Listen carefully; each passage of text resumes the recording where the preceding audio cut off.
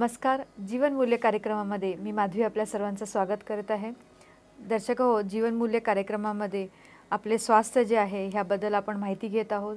कारण आपलं स्वास्थ्य जे आहे ह्याच्याही एक घनिष्ठ असा संबंध आहे आपल्या विचारांबद्दल आणि ही गोष्ट आपल्याला वारंवार आपल्याकडे येत असलेले जे मार्गदर्शक आहेत, डॉक्टर आहेत जे व्यवसायाने, त्यांनीही आपल्याला ही गोष्ट सांगितलेली आहे. आणि म्हणूनच मुद्दामून आम्ही हे विषय घेतो जेणेकरून आपल्या लक्षात येईल की ज्या गोष्टीला घेऊन आपण बरेचदा खूप तणावामध्ये येतो की ह्या गोष्टी आता चांगल्या मिळत नाही, खाण्यापिण्याच्या गोष्टी चांगल्या नाही, हवा पाणी चांगलं नाही, सारखं मी आजारी पडतो. तर जितकं आपण बाह्य गोष्टींना दोष देतो तितकं आंतरिकही काही गोष्टी आहेत ज्याच्यावर आपल्याला लक्ष ठेवणं गरजेचं आहे. आणि ह्या गोष्टीचंच आपल्याला मार्गदर्शन आपल्याकडे येणारे मार्गदर्शक नेहमी देत आलेले आहे. तर आजही आपण ह्या विषयावर बोलणार आहोत आणि ह्या विषयावर आपल्याला मार्गदर्शन देण्यासाठी आपल्याबरोबर उपस्थित आहेत आदरणीय डॉक्टर रतन राठोडजी. तर सर्वप्रथम आपण त्यांचं स्वागत करूया. डॉक्टर साहेब, तुमचं खूप खूप स्वागत आहे. ओम शांती. डॉक्टर साहेब, आपण मागच्या सत्रामध्ये जिथे हृदयविकारावर बोलत होतो तेव्हा तुम्ही सांगितलं की खूप असा पैसा खर्च होतो एखाद्या व्यक्तीला ज्याला हार्टचा प्रॉब्लेम आहे. तर गरीब व्यक्तीने काय करावं हे विचारलं असतं तर तुम्ही आम्हाला सांगितले की ट्रायल्स काही झालेले आहेत आणि विशेषतः तुम्ही ब्रह्माकुमारीच्या हेडक्वार्टर्स माउंट आबूला होत असलेल्या ट्रायलबद्दल सांगितलं. 540 पेशंट जे आहेत त्यांची तुम्ही आम्हाला सांगितलं की त्याचा डेटा जो आहे तोही सबमिट झालेला आहे आणि प्रचंड असे चांगले रिझल्ट्स मिळालेले आहेत. तर नक्कीच जिथे इतका पैसा खर्च करून 10 वर्षांनी पुन्हा जर होण्याची शक्यता आहे आणि तिथे पैसा खर्च न करता जर असं मिळत आहे तर मग कोणी ह्या गोष्टीकडे ह्या ट्रायलकडे जाण्याचा प्रेफरन्स घेईल. तर ह्याच्यामागे एक्झॅक्ट कॉन्सेप्ट तुम्ही सांगितला तरी पण एकदा पुन्हा मला सांगा की एक्झॅक्ट कॉन्सेप्ट काय आहे, कशावर ह्या सगळा तुमचा ट्रायल जो आहे तो बेस्ड आहे. ब्रह्मकुमारीने हा जो ट्रायल घेतलेला आहे त्याचं कन्सेप्ट हाच आहे की जसं आपण पहिल्यांदा डिस्कस केलं की स्वस्थ राहण्यासाठी आपल्याला 4 भाग, शारीरिक, मानसिक, सामाजिक आणि आध्यात्मिक, हे 4 भाग पाहिजे. त्यातलं 3 जे पार्ट आहेत, शारीरिक, मानसिक आणि सामाजिक, त्याच्यावर आपण कार्य करतो. पण हे जे चौथं आहे आध्यात्मिक, त्याला आपण वापरत नाही. आपल्या रोजच्या दिनचर्येमध्ये आपण आध्यात्मिक काय आहे हेच आपल्याला माहीत नाही. आध्यात्मिक म्हणजे जसं मी मेडिकल कॉलेजमध्ये होतो आणि अजूनसुद्धा मेडिकल कॉलेजमध्ये आध्यात्मिक ज्ञानाचं आम्हाला ABCD शिकवलं जात नाही. आणि आपण आध्यात्मिक आहो, आपलं शरीर सगळं आध्यात्मिक आहे, तरीसुद्धा आपण शरीरच आपल्याला समजतो. तर हाच फंडा ब्रह्मकुमारी ईश्वरी विश्वविद्यालयाने वापरला ह्या पेशंट ट्रायलमध्ये की त्या पेशंटला आध्यात्मिक ज्ञान देण्यात आलं. जसं मी म्हटलं, राजयोग त्यांना शिकवण्यात आलं. ही राजयोग एक लाईफस्टाईल आहे आणि ह्या लाईफस्टाईलमध्ये राजयोगचं मेडिटेशन, ज्ञान आणि मेडिटेशन, ज्ञान आणि ध्यान, हे दोन्ही पार्ट त्याच्यामध्ये येतात. ब्रह्मकुमारीचा जो आध्यात्मिक ज्ञान आहे, जो आपला स्वतःचं ज्ञान आहे, त्याचं ते रोज ज्ञान देतात आणि मेडिटेशन करतात. हा एक त्यांनी त्यातला एक भाग आहे. आणि दुसरं भाग त्यातलं म्हटलं तर की स्ट्रेस, जसं मी तुम्हाला सांगितलं की मुख्य जो कारण आहे तो आहे स्ट्रेस. रोजच्या जीवनामध्ये प्रत्येकाला स्ट्रेस आहे, कंटिन्युअस स्ट्रेस आहे आणि हे स्ट्रेस आपण आध्यात्मिक ज्ञान आणि ध्यान, मेडिटेशनद्वारे आपण तो स्ट्रेस दूर करू शकतो. ह्या 2 गोष्टी त्यांनी काळजी घेतली की स्ट्रेस दूर केलं राजयोगच्या लाईफस्टाईल, मेडिटेशन आणि ज्ञानद्वारे, आणि आध्यात्मिक ज्ञान त्यांनी दिलं. तर डॉक्टर साहेब, एक तर त्यांनी हा मुद्दा वापरला की आपला जो एक मिसिंग दृष्टिकोनमध्ये तो डायमेन्शन जो होता तो त्यांनी वापरला, तो आहे आध्यात्मिकता. आणि दुसरं तुम्ही सांगितलं की त्यांनी ह्या सर्व गोष्टींमध्ये लोकांना ही माहिती दिली की आपल्याला कोणत्या पद्धतीने तणाव जे आहे ते मुक्त, त्याच्यापासून दूर राहायचं. तर ह्याच्यामुळे त्यांना फरक पडला. पण तुम्ही डॉक्टर साहेब वारंवार एक शब्द वापरताय, स्व म्हणून. तर स्व, मी कालही हा प्रश्न विचारला, वेळेअभावी आपण थांबलेलो. तर स्व म्हणजे एक्झॅक्टली काय, म्हणजे काय तुम्ही ह्याच्याबद्दल सांगा. आणि त्याच्या आधी मला हे तुम्हाला विचारायचं आहे की तुम्ही मगाशी एक परिभाषा सांगितली स्वास्थ्याची, तर तुम्ही म्हटलात की 4ही कोणे असले पाहिजे. परंतु मग आध्यात्मिकरित्या तुम्ही स्वास्थ्याची काय परिभाषा देता? कारण ब्रह्मकुमारीने ती वापरली आहे, तर मग त्यांनी त्याची काय परिभाषा आहे, त्यांना काय सांगायचं आहे ह्याच्यातून? आध्यात्मिक स्वास्थ्य म्हणजे काय असं? आपण जर स्वास्थ्याचं डेफिनेशन सांगतो, हेल्थीचं आपण डेफिनेशन सांगतो, हा हेल्थी म्हणजे स्वस्थचं डेफिनेशन फिजिकल, शारीरिक, मानसिक, सामाजिक आणि आध्यात्मिक, हे डेफिनेशन झालं, परिभाषा झाली. पण आपण समजा ह्याचा अर्थ जर काढला, इंग्लिशमध्ये आपण स्वास्थ्याला हेल्थी म्हणतो. हेल्थचा जर अर्थ जर आपण बघितलं तर हा अर्थ ह्या शब्दामध्येच जोडलेला आहे. स्वस्थ आपण म्हणतो, पण स्वस्थाचा अर्थ जो आहे त्या शब्दामध्येच आहे. पण आपण त्याच्यामध्ये जात नाही. आपण बाहेर स्वस्थचं डेफिनेशन किंवा स्वस्थ म्हणजे काय ते बाहेर आपण बघत असतो. तर आपण बघूया की हेल्थी जर इथे ह्या आपण त्या पिक्चरमध्ये स्लाईडमध्ये बघूया स्क्रीनवर, ते हेल्थी जो आहे हा बघा ह्या 2 शब्दांनी बनलेला आहे. HEAL हील आणि दुसरा शब्द आहे THY दाय. जर हेल्थी जर राहायचं असेल तर तुम्हाला हील दाय, स्वतःला हील करावं लागेल. ही दाय म्हणजे सेल्फ, स्वतःला हील जर आपण केलं तर आपण हेल्थी राहू. दुसरं शब्द आहे हिंदीमध्ये आपण त्याला म्हणतो हेल्थीला स्वस्थ. स्वस्थ सुद्धा 2 शब्दांनी बनलेला आहे, स्व आणि अस्था. स्व आणि अस्था. जर आपण स्व म्हणजे काय, स्वयं, अस्था म्हणजे स्थिती. जेव्हा आपण स्वतःच्या स्थितीमध्ये राहू तर आपण स्वस्थ राहू. जेव्हा आपण स्वतःला हील करू तर आपण हेल्थी राहू. आलं का लक्षात?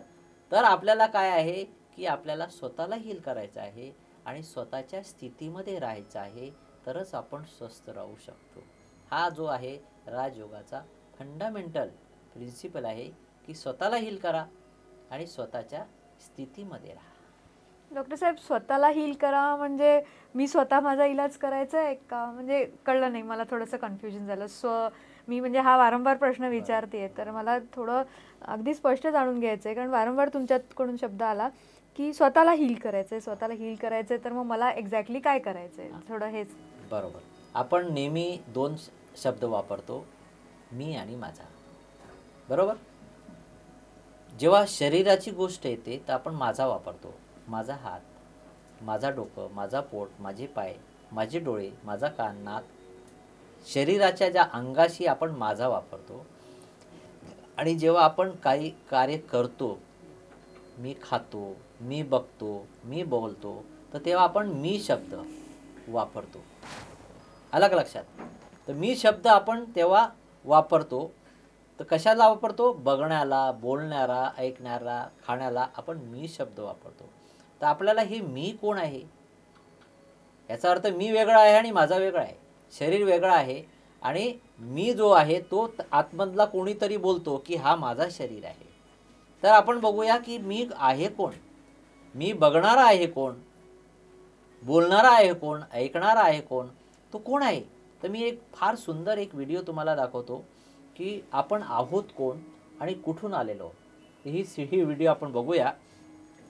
हे बघा, हे आपण इथे दिसतंय आपल्याला की हे जे लाईटची एक जग आहे वर आणि सगळे बारीक बारीक आपल्याला तारे दिसत आहेत. त्या लाईटच्या जगामधून आपला हा लाईट प्रकाश रूपाने खाली येत आहे. हा लाईट प्रकाशच्या रूपामध्ये खाली धर्तीवर येत आहे. आता हे खाली येत आहे आणि हे जे सगळे दिसतात हे सगळे आपले जे आहे ग्रह आहेत. हे ग्रह दाखवलेले आहे, निळे, लाल, हिरवे, हे सगळे ग्रह आहे आणि वर तुम्हाला तारे दिसत आहेत.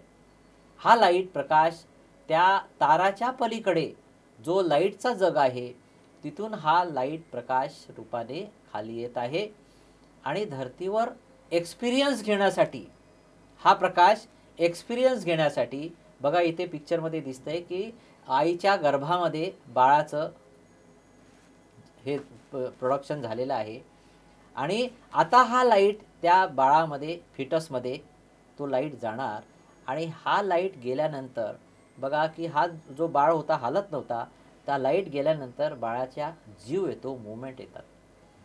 आता आपण जर बघितलं की हा लाईट आहे काय, हा लाईटच आहे ज्याला आपण म्हणतो मी. मी म्हणजे कोण, त्याला अंग्रेजीमध्ये आपण म्हणतो source of unique light. Light आहे ते. जेव्हा सोर्स ऑफ युनिक लाईटचं शॉर्ट फॉर्म आहे SOUL. SOUL म्हणजे सोल, ज्याला आपण हिंदीमध्ये आत्मा म्हणतो, मराठीमध्ये आत्मा म्हणतो, इंग्रजीमध्ये आपण सोल स्पिरिट म्हणतो आणि मुस्लिम भाई आपल्याला रूह म्हणतात. तर आपण कोण आहो? आपण आत्मा आणि शरीर.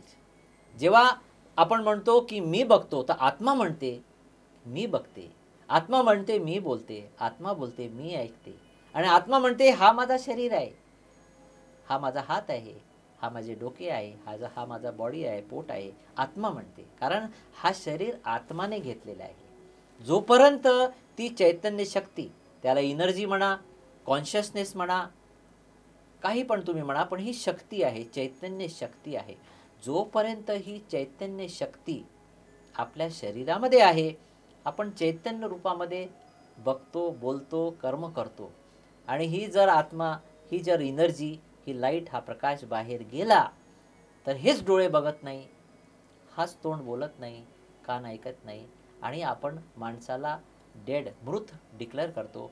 आणि ह्या बॉडीला आपण एक 6 तास सुद्धा घरामध्ये ठेवत नाही, कारण वास यायला सुरुवात होते.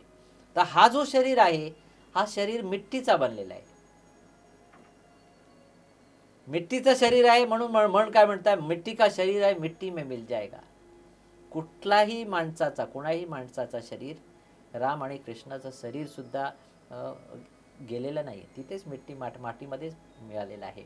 म्हणून आपण हिंदीमध्ये काय म्हणतो, आपण हिंदीमध्ये म्हणतो आपण जीवात्मा हो, मराठीमध्ये म्हणतो आपण जीवात्मा. जीव म्हणजे शरीर, आणि त्याला चालवणारी ही शक्ती आत्मा.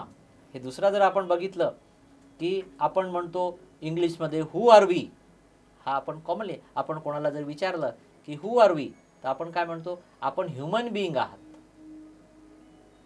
आपण फक्त ह्युमन नाही बनत, ह्युमन बिईंग आणि बिईंग. आता ह्युमन काय, ह्युमन जो आहे शब्द, हा लॅटिन वर्ड आहे ह्युमस, त्याने बनलेला आहे. आणि ह्युमन म्हणजे ह्युमस, ह्युमस म्हणजे सॉईल, मिट्टी. म्हणजे हा जो शरीर आहे, हा ह्युमस आहे, ह्युमन आहे, जो 5 मातीच्या तत्वाने बनलेला आहे. आणि त्याला जो चालवणारी जी शक्ती आहे, ती बिईंग आहे, ह्युमन बिईंग.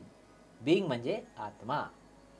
आणि म्हणूनच आपण या शरीराला ह्युमन बिईंग म्हणतो. अलग लक्षात. आणि आज काय झालंय की आज फक्त आपण शरीराला इम्पॉर्टंट देतो. आपल्याला फक्त शरीरच माहीत आहे. आपल्याला त्या शरीरामध्ये जी चैतन्य शक्ती आहे, ज्याच्यामुळे आपण या जगामध्ये जिवंत आहोत, कर्म करतो आहेत, त्याच्याबद्दल आपल्याला काहीच माहीत नाही.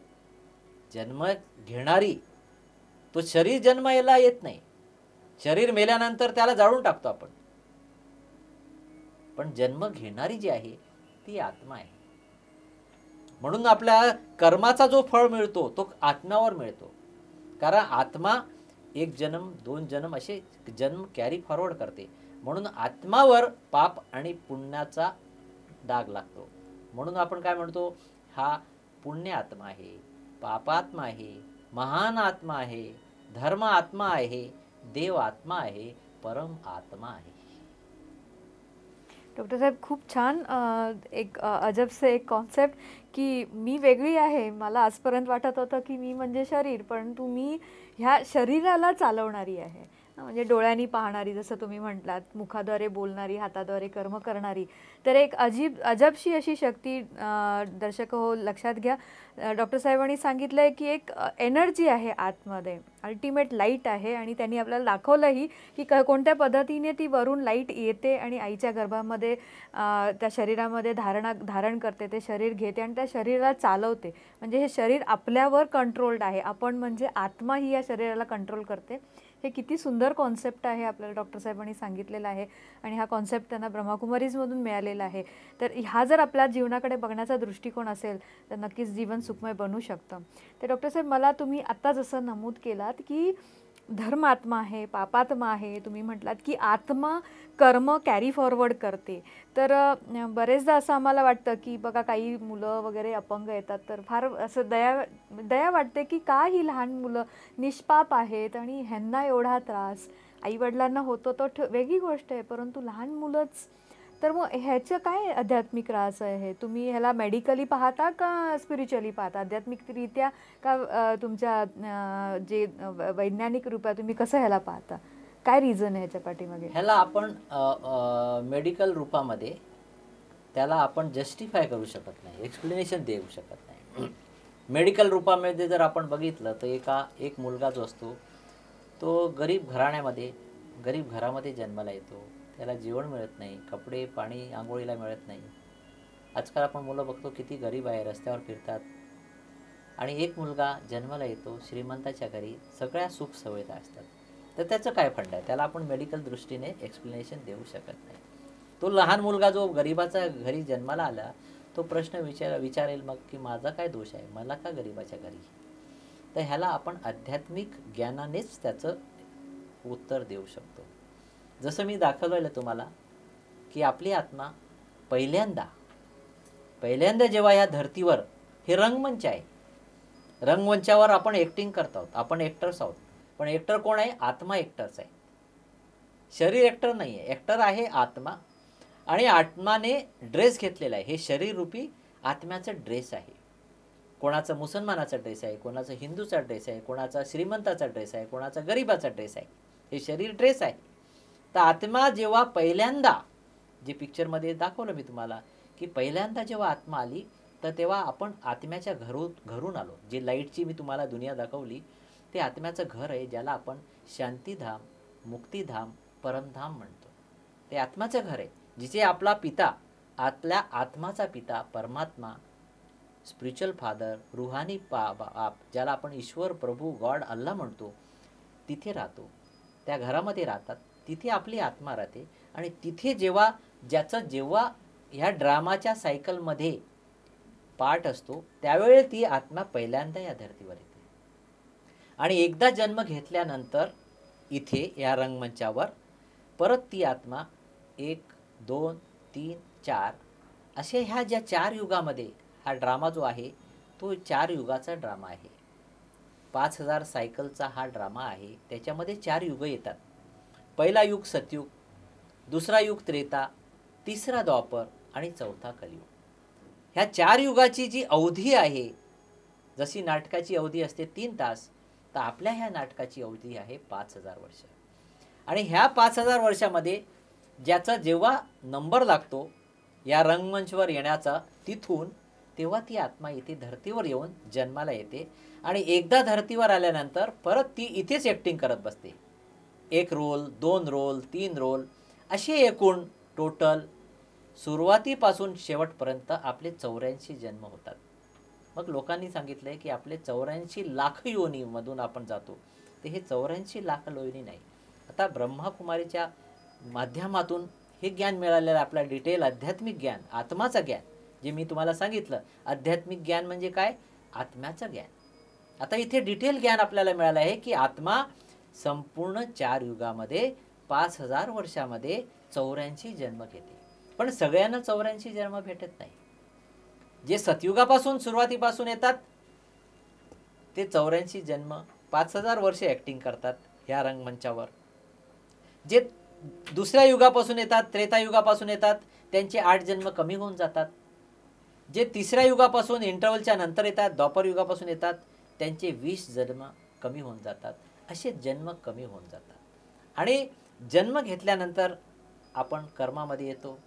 कर्मामध्ये आपण चांगले कार्य आणि वाईट कर्म करतो.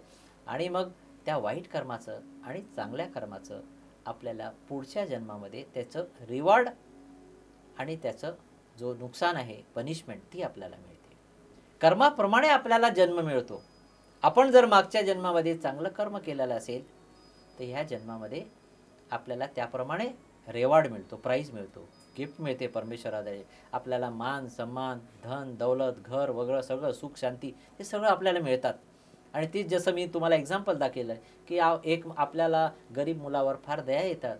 त्याला खायला मिळत नाही, तो झोपडपट्टीमध्ये राहतो, कपडे नाही, काय नाही, कितीतरी दया येते. लहान लहान मुलं आपण बघतो रस्त्यावर भटकताना. पण हे काय करणं, हे आध्यात्मिक ज्ञान आपल्याला शिकवतं की त्यांचे मागच्या जन्माचे असे कर्म आहेत की त्यांच्यामुळे आताला ह्या जन्मामध्ये असं त्यांचं रोल आलेलं आहे. तर मागच्या जन्माच्या कर्माचं फळ आपण आता भोगतोय. तर जे झालं कर्म ते झालं, त्याला आपण काही करू शकत नाही. पण भविष्य आपल्या हातामध्ये. भविष्य बनणार आजच्या आपल्या कर्मामुळे. आपण जसं आज कर्म करणार, जसे आपण श्रेष्ठ कर्म करणार, तसं आपलं भविष्य बनेल.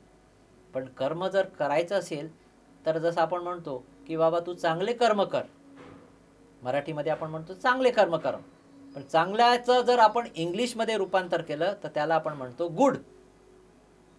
तर गुडच्या वर जर मी तुम्हाला विचारलं गुडच्या वर पण काही असतं का, तर आपण काय म्हणणार, हो गुडच्या वर असतं बेटर आणि बेस्ट. तर आज आपल्याला चांगले कर्म माहीत आहे, पण आपल्याला बेस्ट कर्म नाही माहीत. तर आपल्याला हे आध्यात्मिक ज्ञान शिकवतं की चांगला कर्म, त्याच्यापेक्षा चांगला आणि सर्वोत्तम चांगला कर्म कुठला, ज्या प्रकारे आपण आपलं भविष्य श्रेष्ठ बनवू शकतो. नक्कीच डॉक्टर साहेब, खूप सुंदर माहिती. दर्शको, तुम्ही पाहिलं की एक डॉक्टर असतानाही ह्या सर्व गोष्टी ते इतक्या सोप्या आणि सहज बाबतीत सांगतात. कारण कुठेतरी सायन्सला एक लिमिट येते, एक मर्यादा आहे, त्या मर्यादेच्या पुढे ते जाऊ शकत नाही. आणि तिथे आपण पाहतो की आध्यात्मिकता किती महत्त्वाची आहे. ज्या गोष्टींचं कधी उत्तर आपल्याला सापडलेलं नाही आहे, ज्या गोष्टींना घेऊन आपण नेहमी सतत आणि सतत आपण तणावात राहिलेलो आहोत, जिथे डॉक्टरही म्हटलेले आहेत की आता मी काही करू शकत नाही, तिथे आध्यात्मिकतेने मदत केलेली आहे. तर असा हा राजयोग ज्याच्यामध्ये आपण पाहिलेलं आहे, डॉक्टर साहेबांनी सांगितलं की आपलं अस्तित्व जे आहे ते म्हणजेच आपण एक आत्मा आहोत आणि इथे एक ॲक्टर म्हणून आलेलो आहोत. हे नाटक आहे, बेहदचं नाटक आहे आणि ह्या ड्रामा आपण खेळत आहोत. रोज एक नवीन नवीन पार्ट आहे. हे जे शरीर ज्याची एवढी आपल्याला काळजी लागलेली असते, ते फक्त एक चोला आहे, एक ड्रेस आपण घातलेला आहे जो आपल्याला बदली करत राहायचा आहे.